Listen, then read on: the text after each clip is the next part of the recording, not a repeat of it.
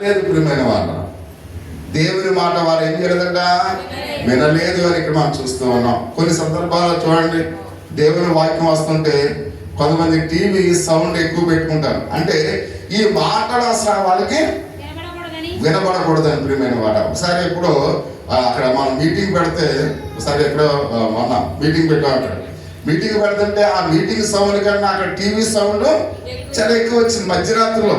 మళ్ళీ వాళ్ళకి ఇంచుమించు 11, 12 ఆ టైంకి వాళ్ళు టీవీ చాలా ఎక్కువ సౌండ్ పెట్టి వింటూ ఉన్నారు. అంటే దేవుని మాట కొంచెము కూడా వినపడకుండా ఉండడానికి వాళ్ళు ప్రయత్నం చేస్తారు. అలాగే ఇక్కడ మనం చూస్తూ ఉన్నాం, జ్ఞానులైన వారు, వివేచన కలిగిన వారు దేవుని మాట వారు వినకుండా ఉన్నారు కనుక, వాళ్ళు వింటాలని కనుక వారికి ఏం చేశాడు దేవుడు, అసలు మరుగు చేస్తాడు అనే విషయాన్ని పరిశుద్ధ గ్రంథములో చాలా తేటతెల్లగా వ్రాయబడినట్లుగా మనం చూస్తూ ఉన్నాం. ఎవరైతే ఆయనను విశ్వసించలేదో వారు అవిశ్వాసులుగా దేవుడు వారిని గుర్తిస్తాడు. ప్రియమైన వారు, దేవుని యొక్క సందేశాన్ని నువ్వు వినకపోతే, దేవుని యొక్క సందేశానికి నువ్వు లోబడకపోతే ఆయన నిన్ను ఏమన్నాడు, నీవు అవిశ్వాసివి. ప్రియమైన వారు, కాబట్టి మనం ఎవరు చెప్పినా ఇది యేసయ్య మాట, నేను చెప్పినా వేరే ఎవరు చెప్పినా అది యేసయ్య మాట. కాబట్టి యేసయ్య మాటను మనం తిరస్కరించకూడదు. మోషే మాటలు కాదు ఇవి, లేకపోతే వేరే పాస్టర్ గారు చెప్పారనుకోండి ఆయన మాటలు కాదు ఇవి. ఎవరి మాటలు? యేసయ్య మాటలు. కాబట్టి ఎవరు చెప్పినా మనం ఏం చేయాలి, వినాలి. అంతేకాని మనకి మనుషులు ప్రాముఖ్యం కాదు. ఒకవేళ ఈ పాస్టర్ గారు చెప్తే మనం వెంటూ ఏంటి, ఈ పాస్టర్ గారు ప్రార్థన పెడితే మనం వెళ్తాం ఏంటి అనుకుంటారు కొంతమంది. అక్కడ పాస్టర్ గారు ప్రాధాన్యత కాదు, దేవుని యొక్క వాక్యము ప్రాధాన్యత. కాబట్టి అందుకని ప్రతి విషయంలో కూడా వాక్యాన్ని చూడాలి కానీ ఎవరిని చూడకూడదు, పాస్టర్ గారిని చూడకూడదు. చాలా మంది ఎవరిని చూస్తారు, పాస్టర్ని చూస్తారు. కాబట్టి దేవుని యొక్క సందేశము విలువైంది కనుక, దేవుని యొక్క సందేశము దేవుని దగ్గర నుంచి పంపబడినది కనుక, కాబట్టి వారు వినలేదు కనుక ప్రియమైన వాళ్ళు ఏమన్నాడు దేవుడు, అవిశ్వాసులు. వారు ప్రార్థనకు వెళ్ళేవారైనా ఎవరైనప్పుడు కూడా దేవుని వాక్యాన్ని తిరస్కరిస్తున్న ప్రతి ఒక్కరు కూడా ఎవరై ఉన్నారంట, అవిశ్వాసులై ఉన్నారు అనే విషయాన్ని మనం చూస్తూ ఉన్నాం. అయితే ఇక్కడ వారిని ఆయన సహోదరి సహోదర వారి మాట వినలేదు కనుక ఆయన ఆహ్వానాన్ని వాళ్ళు ఏం చేశారు, తిరస్కరించారు కనుక ప్రియ సహోదరి సహోదర అంటున్నాడు, దేవుని యొక్క తీర్పునకు ఆయన తీరుస్తానని చెప్తూ అన్నాడు. మీరు నా సందేశాన్ని తిరస్కరిస్తున్నారు కనుక, నా వాక్యాన్ని మీరు అసహించుకుంటున్నారు కనుక నేను మిమ్మల్ని తీర్పులోనికి రప్పిస్తాను. కాబట్టి ఇది మనం చెప్పే మాటలు కాదు. దేవుని మాట ఎవరైతే వినకుండా కోపగించుకుంటారో, రగిలిపోతూ ఉంటారో, దేవుని మాట అసహించుకుంటారో, దేవుని వాక్యాన్ని చెప్పేవారిని ఎవరైతే తిడుతూ ఉంటారో అటువంటి వారికి ఒక రోజు తీర్పు ఉంది అని ప్రభు సెలవిస్తున్నాడు. ప్రియమైన మాట. కాబట్టి మనం ఎవరమైనప్పుడు కూడా దేవుని మాటను తిరస్కరిస్తే ఒకరోజు తీర్పులోనికి మనం వెళ్ళాలి. దేవుని యొక్క తీర్పు అంటే అది సాధారణమైనది కాదు. ప్రియమైన మాట, మనిషి అయితే ఒక దెబ్బ కొడతాడేమో, లేకపోతే 2 దెబ్బలు కొడతాడు. దేవుడు ఒక దెబ్బ కొడితే ఇంకా ఎవడు కూడా పైకి లేవలేడు. ప్రియమైన వాళ్ళరా, అందుకని దేవుని చేతిలో పడుట బహు ఘోరము. అందుకని మనం ఎవరి చేతిలో పడ్డా పర్వాలేదు కానీ దేవునితో ఆటలాడకూడదు. ప్రియమైన మాట, దేవునితో ఆటలాడితే ఇప్పుడు సింహం దగ్గరికి వెళ్ళి దాన్ని తల మీద ఎలా అన్నాం అనుకోండి, అది ఊరుకుంటుందా? ఏం చేస్తుంది, ఒక్కసారిగా మనను చంపేస్తుంది. అందుకనే సింహంతో ఆటలాడకూడదు. అర్థమవుతుందా? అలాగే దేవునితో కూడా మనము ఆటలాడకూడదు. దేవునితో ఆటలాడితే దేవుడు ఏమాత్రం కూడా ఆయన ఊరుకోడనే విషయాన్ని ప్రతి ఒక్కరిని కూడా మనం తెలుసుకోవాలి. కాబట్టి అందుకనే దేవుని యొక్క వాక్యాన్ని తిరస్కరిస్తున్నారు, దేవుని యొక్క మాటలను వాళ్ళు అసహించుకుంటున్నారు. అటువంటి వారికి ఒక రోజు ఏముందంటే తీర్పు ఉంది అని ఆయన ప్రభు మాట్లాడుతూ ఉన్నాడు. కాబట్టి ఎవరైతే ఆయనను విశ్వసించక ఉన్నారో వారిని అవిశ్వాసులుగా ప్రభు తీరుస్తూ ఉన్నాడు. కాబట్టి అందుకనే అంటాడు, ఎవరైతే ఆయన విశ్వసించి ఇష్టపడుతున్నారో వారిని విశ్వాసులుగా ఆయన లెక్కిస్తూ ఉన్నాడని ఇక్కడ మనం చూస్తూ ఉన్నాం. అంటే 25వ మాట ఒకసారి మనం చూసినట్లయితే ఆయన అంటూ ఉన్నాడు, పసిబాలులకు బయలుపరచుట బట్టి అని అంటే దీనిని వీరు ఎప్పుడైతే వీరు దేవుని ఏం చేస్తున్నారో వాళ్ళు తెలుసుకున్నారు కాబట్టి దేవుని ఏం చేస్తున్నారు, వాళ్ళు స్తుతిస్తూ ఉన్నారు. ఎవరు వాళ్ళు? పసిబాలురని ఆయన మాట ఇక్కడ వాడినట్లుగా మనం చూస్తూ ఉన్నాం. అంటే చిన్న పిల్లలని ఇక్కడ వాడబడిన మాట జ్ఞానులకు వివేకము కలిగిన వారికి వ్యతిరేకంగా వాడబడిన మాట ప్రియమైన మాట. ఈ మాట దేనికి వాడబడ్డదంట? అక్కడ జ్ఞానులు ఉన్నారు, వివేచన కలిగిన వారు ఉన్నారు, వారి కొరకు ఇక్కడ పసిబాలుడు అనే మాటను వాడి ఉన్నట్లుగా పరిశుద్ధ గ్రంథంలో మనం చూస్తూ ఉన్నాం. అంటే ప్రియ సహోదరి సహోదర, యేసు పాప క్షమాపణ నిమిత్తము ఇక్కడ అంటూ ఉన్నాడు దేవుని యొక్క వాక్యములో, సువార్తను చిన్న పిల్లలకు బయలుపరుస్తూ ఉన్నాడు అనే విషయానికి మనం చూస్తూ ఉన్నాం. అంటే దేవుని యొక్క సువార్తను, పాప క్షమాపణను దేవుడు ఎవరికి బయలుపరుస్తున్నాడంట? పసిబాలులకు, అంటే చిన్న పిల్లలకు. అంటే చిన్న పిల్లలు అనే మాట ఎందుకు వాడి ఉన్నాడో ఒకసారి మనం గమనించినట్లయితే, తల్లిదండ్రుల యొక్క మాట చిన్న పిల్లలు ఆలకిస్తారు ప్రియమైన వాళ్ళు. మీకు అర్థమవుతుందా? ఇప్పుడు ఎవరైనా ఇప్పుడు శ్యాంబాబు ఏదైనా చెప్పాడు అనుకోండి, మామూలుగా ఇసుగా ఎలా అంటే వెళ్ళిపోతుంది. అర్థమవుతుందా? వెళ్తుంది. తండ్రి మాట ఏం చేస్తుంది? వింటది. మరోసారి ఆ సికమాని ఈ ఫంక్షన్ గురించి ఏదో డిస్కషన్ చేస్తుంటే గొమ్మని ఆ నాన్న ఏదో అన్నాడు, చిట్టి గారు ఏదంటే ప్రతి దాంట్లో వచ్చేస్తానంటే ఆగ అన్నాడు. అదే ఆ మాట చెప్పారనుకోండి, ఇప్సిగా ఏమంటది ఇప్పుడు వాళ్ళ తండ్రి ఏంటి నాకు చెప్పిన ఉంటుందా? అంటే చిన్నపిల్లల యొక్క మనస్తత్వం వేరుగా ఉంటుంది, పెద్దవాళ్ళ యొక్క మనస్తత్వం వేరుగా ఉంటుంది. అంటే ఇప్పుడు చిన్నపిల్లలని ఎందుకు వాడాడంటే, చిన్నపిల్లలు దేవుని మాట వింటారు ప్రియమైన వాళ్ళు. మీకు అర్థమవుతుందా? అంటే విశ్వాసం కూడా, దేవుని ప్రజలను కూడా, ఇక్కడ మనం అందరిని కూడా దేవుడు ఎలా లెక్కేస్తున్నాడు? చిన్నపిల్లలుగా, పసిబాలుగా ఆయన లెక్కిస్తూ ఉన్నాడు. ఎందుకంటే మనం దేవుని మాట వింటున్నాం ప్రియమైన వాళ్ళ. మీకు అర్థమవుతుందా? మనం దేవుని యొక్క మాట వింటున్నాం. కాబట్టి దేవుని మాట వింటున్నాం కనుక మనలను దేవుడు పసిబాలుగా ఆయన లెక్కించినాడు. లోకంలో చాలా మంది ఉన్నారు, వాళ్ళు దేవుని మాటలు విశ్వసించలేకుండా ఉన్నారు, దేవుని మాట వాళ్ళు అంగీకరించకుండా ఉన్నారు, దేవుని మాట వినబడితేనే వాళ్ళు రగిలిపోతూ ఉన్నారు. కాబట్టి వాళ్ళని ఎలా చూస్తున్నాడు? జ్ఞానుల వలె, వివేకుల వలె చూస్తూ ఉన్నాడు. కాబట్టి అందుకని ఈ మాటల వారికి అర్థం కాకుండా దేవుడు చేస్తూ ఉన్నాడు. నిజంగా ఈ మాటలు వారికి కూడా అర్థమైతే అసలు ఇదంతా కూడా ఖాళీ ఉండదు ప్రియమైన వాళ్ళు. ఇందాక ఎవరో పాడారు ఒక పాట, దుర్మార్గుడు దుర్మార్గుడుగానే ఉండేను, పరిశుద్ధుడు పరిశుద్ధుడుగానే ఉండేను. అంటే దేవుడు కూడా చూస్తూ ఉంటాడు ప్రియమైన వాళ్ళ. కాబట్టి దేవుడిని ఎప్పుడైతే అలక్ష్యం చేస్తూ ఉన్నామో, దేవుని మాట మనకు అర్థం కాకుండా దేవుడు ఏమన్నా ఏం చేస్తాడు? ఉంచుతానంటున్నాడు, మలుగు చేస్తానంటున్నాడు. అంటే మనం అనుకుంటాం, నేను ప్రార్థనకి వెళ్ళకపోవటం వల్ల కాబట్టి దేవుడికి ఏదో లాస్ అయిపోతుందని చాలా మంది అనుకుంటూ ఉంటారు. కాబట్టి నేను ప్రార్థనకి వెళ్ళకపోవటం వల్ల అయితే నాకు ఎంతో హ్యాపీనెస్ ఉంది అనుకుంటాం చాలా మంది. కానీ దేవునికి నువ్వు దూరం అవటం వల్ల నీ యొక్క జీవితంలో నువ్వు అనేకమైన ఆశీర్వాదాలు లాస్ అవుతూ ఉన్నావు.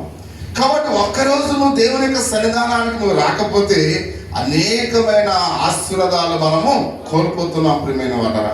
కాబట్టి అందుకనే ప్రభువు సెలవిస్తూ ఉన్నాడు, చంటి బిడ్డలు తల్లిదండ్రుల మాట ఎలా వింటారో ఇక్కడ ఉన్న మనందరం కూడా అలాగూ వినేవారంగా ఉన్నాం కనుక మనల్ని కూడా పసిబాలుడుగా ఆయన ఆలోచిస్తూ ఉన్నట్లుగా మనం చూస్తున్నాం. అందుకని పసిబాలులకు నేనేం చేశానన్నాడు? బయలుపరిచాను. అంటే దేవుని వాక్యము ఎంత విలువైనదో మీకు తెలుసు కనుక, దేవుని వాక్యము ఎంత పరిశుద్ధమైనదో మీకు తెలుసు కనుక, దేవుని యొక్క వాక్యము ఎంత విలువైనదో మనకి ఎరిగి ఉన్నారు కనుక మీరు ఇప్పుడు ఎక్కడ ఉన్నారు? దేవుని మందిరంలో ఉన్నారు ప్రియమైన వారు. అందుకని అది జ్ఞానులకు మరుగు చేసి మనకు ఆయన ఏం చేశాడంట? బయలుపరిచాడు అనే విషయాన్ని పరిశుద్ధ గ్రంథంలో చాలా తేటతలుగా ఆయన చెప్తున్నట్టుగా మనం చూస్తూ ఉన్నాం.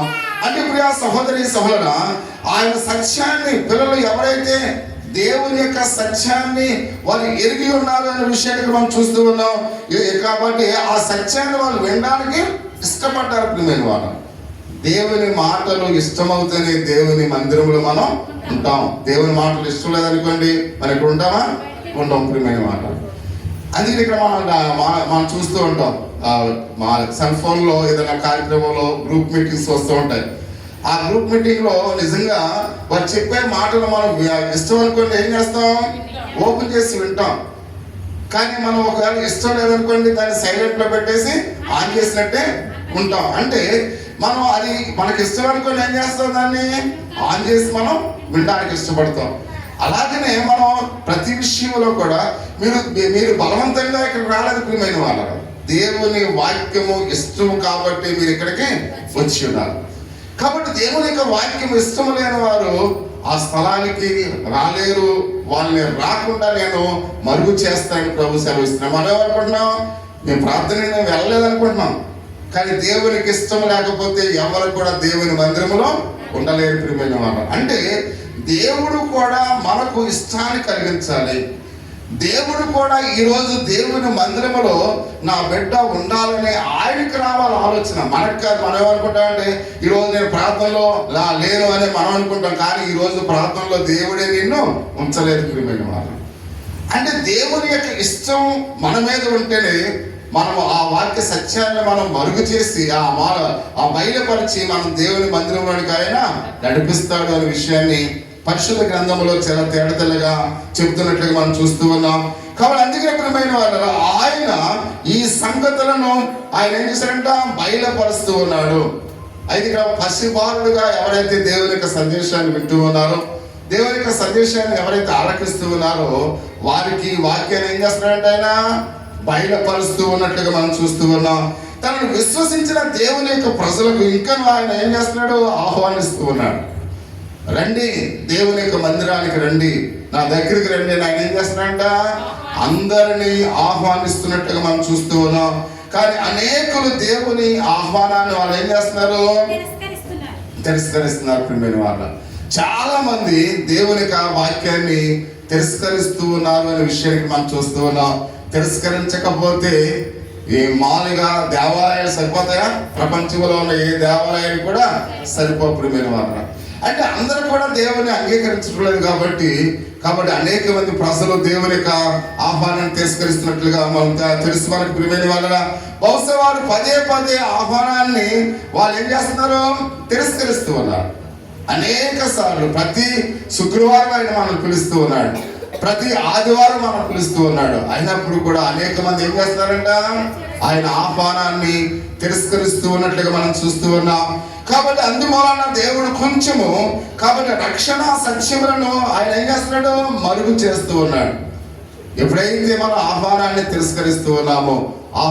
తిరస్కరిస్తూ ఉన్నామో దేవుని సత్యాన్ని ఆయన ఏం చేస్తున్నాడు, మరుగు చేస్తూ ఉన్నాడు.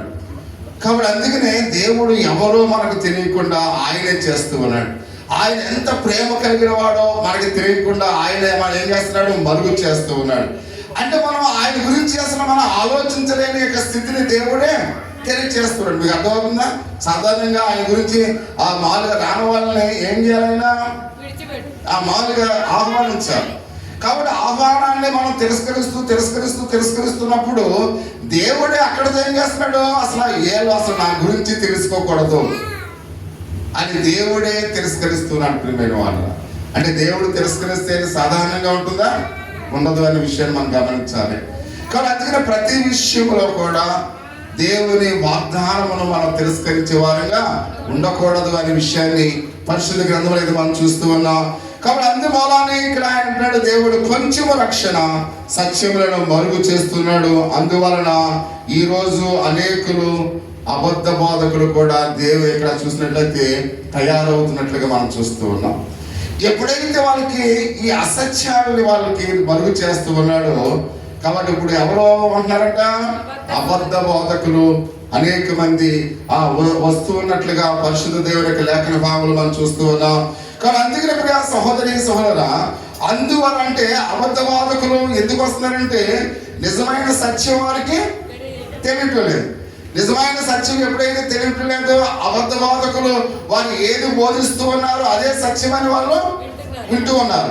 కాబట్టి వారు అలాగనే వినాలని ఎవరు కోరుతున్నారు, దేవుడే కోరుకున్నాడు. అంటే దేవుడు ఎంత శక్తివంతుడో ఆ ప్రజలకు తెలియకూడదు. ఎందుకంటే ఆయన ప్రేమ ఎంత ధారాళమైందో ఆ ప్రజలకు తెలియకూడదు. వీళ్ళు తిరస్కరించే ప్రజలుగా ఉన్నారు కనుక వీళ్ళకు ఆ అబద్ధ బోధకులే సరైన బోధకులుగా దేవుడే వాళ్ళని ఏర్పాటు చేస్తూ ఉన్నట్లుగా పరిశుద్ధ గ్రంథంలో అయితే మనం చూస్తూ ఉన్నాం. అందును బట్టి ఆయన అంటూ ఉన్నాడు, ప్రియా సహోదరి సహోదరా, కాబట్టి దేవుని యొక్క వాక్య భాగంలో ఆయన అలాగ వ్యక్తిగతమైన మనము ఎవరిని కూడా వేలు పెట్టి చూడకూడదు. కానీ ఎందుకంటే అబద్ధ బోధకులు అంటే నువ్వు పలానా సంఘం అబద్ధ బోధ అని మనం చెప్పలేము, పలానా పాస్టర్ గారు అబద్ధ బోధ చేస్తాడని మనం చెప్పలేము. ఎందుకంటే ఆ దేవుని యొక్క హృదయాన్ని తొంగి చూసే వారిగా మనం ఏమాత్రం కూడా లేవు.